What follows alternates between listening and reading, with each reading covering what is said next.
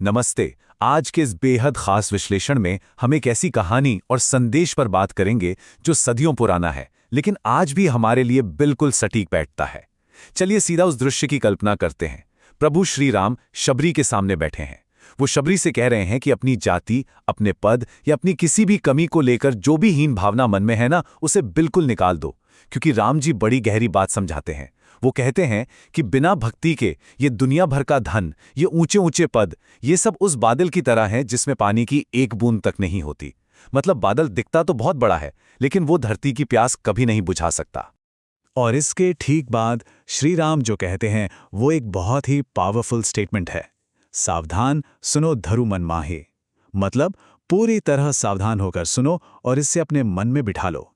सोचिए, जब भगवान खुद कह रहे हों कि ध्यान से सुनो तो बात कितनी बड़ी होगी। ये कोई आम बातचीत नहीं है, ये एक तरह की मास्टर क्लास है। राम जी ऐसा इसलिए कह रहे हैं क्योंकि वो जो उपाय बताने वाले हैं ना, वो आज के इस तनाव भरे आधुनिक और आध्यात्मिक संकट वाले समय के लिए एकदम अचूक इलाज है। तो इस विश्लेषण में हम नवधा भक्ति यानी 9 प्रकार की भक्ति के इन 5 मुख्य हिस्सों को समझेंगे।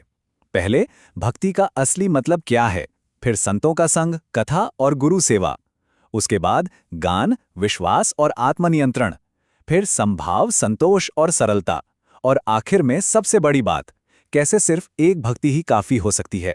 चलिए सबसे पहले हिस्से से शुरू करते हैं, जो है भक्ति का असली अर्थ। हम जिस समाज में रहते हैं वहां अक्सर सफलता को नापने का पैमाना क्या होता है? बहुत सारा पैसा, कोई बहुत बड़ा पद या समाज में रुतबा, है ना? लेकिन राम जी यहां एकदम साफ कर देते हैं कि अगर जीवन में शुद्ध भक्ति नहीं है तो समाज के ये सारे पैमाने बिल्कुल खोखले हैं। हम पूरी जिंदगी खाली रुतबे के पीछे भागते रहते हैं और जो असली चीज है, जो हमारा वास्तविक आध्यात्मिक जुड़ाव है, उसे भूल जाते हैं। सच तो ये है कि बिना भक्ति के बाकी सब कुछ जीरो है। अब आते हैं दूसरे पड़ाव पर, जहां हम संघ, कथा और गुरु सेवा की बात करेंगे। नवधा भक्ति की शुरुआत इन 3 अहम कदमों से होती है। पहला है संतों का संग। अब यहां संत का मतलब वो नहीं है जो आजकल टीवी पर बिजनेस के शॉर्टकट सिखाते हैं, बिल्कुल नहीं। सच्चा संत वो है जो बड़ी ईमानदारी से अपनी आध्यात्मिक यात्रा पर है। दूसरा कदम है कथा प्रसंग, यानी आध्यात्मिक कहानियों में गहरा रस लेना। और तीसरा है पूरे निष्ठा के साथ अपने गुरु के चरणों की सेवा करना। अगर हम आज के समय को देखें तो लोग जब भी इकट्ठा होते हैं तो क्या बातें करते हैं? प्रॉपर्टी के रेट्स, शेयर बाजार, राजनीति या फिर बस इधर उधर की गपशप। हम उन आध्यात्मिक कथाओं को पूरी तरह से इग्नोर कर देते हैं जो असल में हमारे जीवन को अंदर से समृद्ध बना सकती हैं। कथा प्रसंग का असली मतलब यही है कि भगवान की कथाओं में इस कदर डूब जाना कि उसे 100 बार सुनने के बाद भी लगे, अरे एक बार और सुन लेते हैं। इसी में तीसरी भक्ति जुड़ी है, जिसे अमन कहा गया है।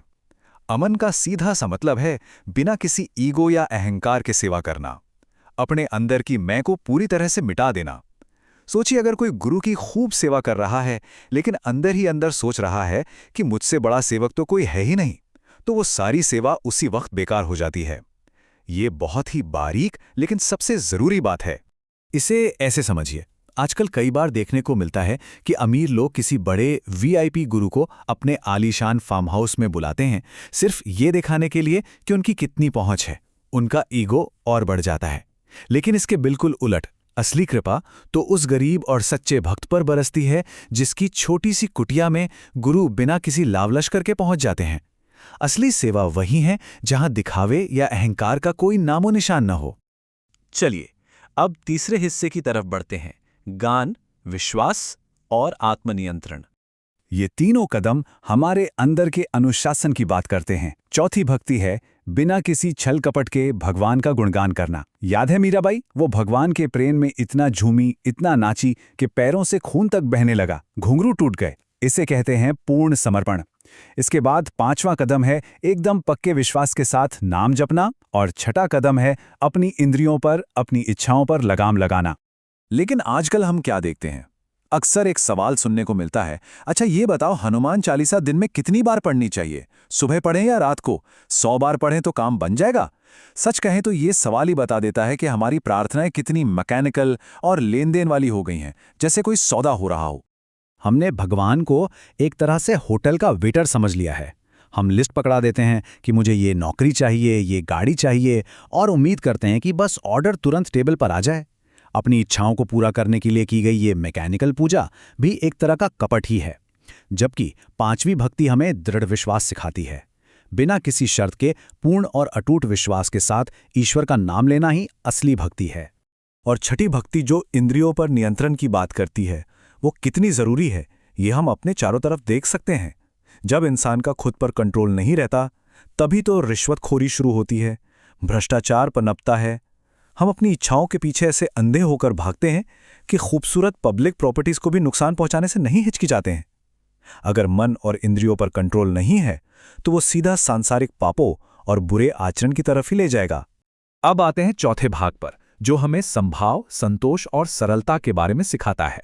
ये आखिरी 3 भक्तियां हमें दुनिया के साथ जीना सिखाती हैं। 7वीं भक्ति कहती है पूरी दुनिया में हर इंसान में भगवान को देखना।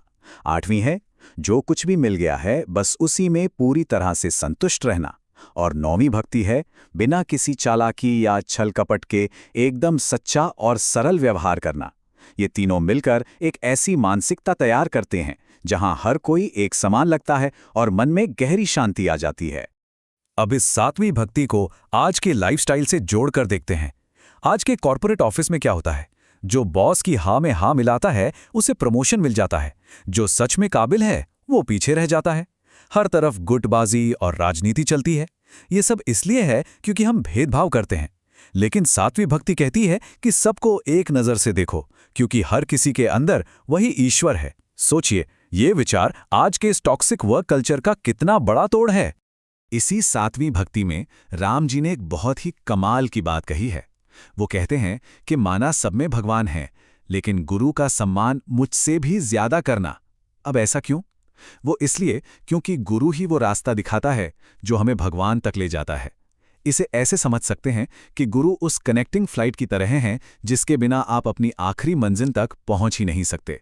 8वीं भक्ति का एक बहुत ही गहरा पहलू है दूसरों के दोष न देखना। लेकिन रुकिए, इसमें एक बारीक सा फर्क है। किसी को नीचा दिखाने के लिए या उसका मजाक उड़ाने के लिए उसमें कमियां निकालना बिल्कुल गलत है। लेकिन जैसे एक डॉक्टर मरीज की बीमारी बताता है ताकि वो ठीक हो सके, वैसे ही अगर भलाई के लिए किसी की कमी बताई जाए तो वो बिल्कुल सही है। मतलब कमी देखने के पीछे नफरत नहीं बल्कि सुधारने की भावना होनी चाहिए। और 9वीं भक्ति हमें वापस एक छोटे बच्चे जैसी सरलता पर ले आती है। मतलब चाहे जिंदगी में छप्पड़ फाड़ के पैसा आ जाए या फिर सब कुछ लुट जाए, दोनों ही हाल में एकदम स्थिर रहना है।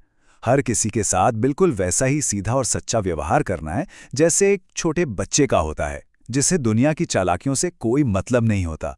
राम जी कहते हैं बस मुझ पर पूरा भरोसा रखो। चलिए अब इस विश्लेषण के आखिरी और सबसे खास हिस्से पर चलते हैं। केवल एक भक्ति ही पर्याप्त है। अक्सर ये सुनकर लगता है ना कि अरे बाप रे, ये 9 की 9 बातें अपने अंदर लाना तो एक आम इंसान के लिए नामुमकिन है। लेकिन प्रभु श्रीराम यहाँ सबसे बड़ी राहत देते हैं। वो कहते हैं कि इन 9 में से अगर कोई एक भी भक्ति इंसान ने मजबूती से पकड़ ली, फिर चाहे वो कोई भी हो, अमीर गरीब किसी भी बैकग्राउंड का, वो सीधे भगवान को प्यारा हो जाता है। कितनी खूबसूरत बात है ना। 9 ऑप्शन दे दिए और कहा कि बस कोई एक सीढ़ी पकड़ लो, मंजिल मिल जाएगी। और शबरी की कहानी का तो अंत ही इतना अद्भुत है। शबरी का मन इतना पवित्र, इतना सरल था कि उनके अंदर ये 9 की 9 भक्तियां बहुत ही गहराई से बस गई थीं। और इसी वजह से शबरी को वो मुकाम और वो कृपा मिली जिसके लिए बड़े बड़े योगी, सन्यासी और साधु कई जन्मों तक तपस्या करते रह जाते हैं।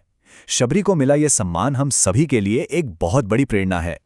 तो इस पूरी चर्चा के बाद एक बड़ा सवाल हमारे सामने आता है। इन 9 में से कौन सी भक्ति हमारे रोजमर्रा के जीवन का हिस्सा है? क्या हम वो कहानियां सुनते हैं? क्या हम पक्के विश्वास से नाम जपते हैं?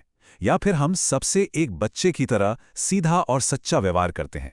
चलिए थोड़ा अपने अंदर झांक कर देखते हैं। इन कालजयी शिक्षाओं में अपना रास्ता खुद खोजते हैं। बस एक सीढ़ी चुनने की देर है और सफर शुरू।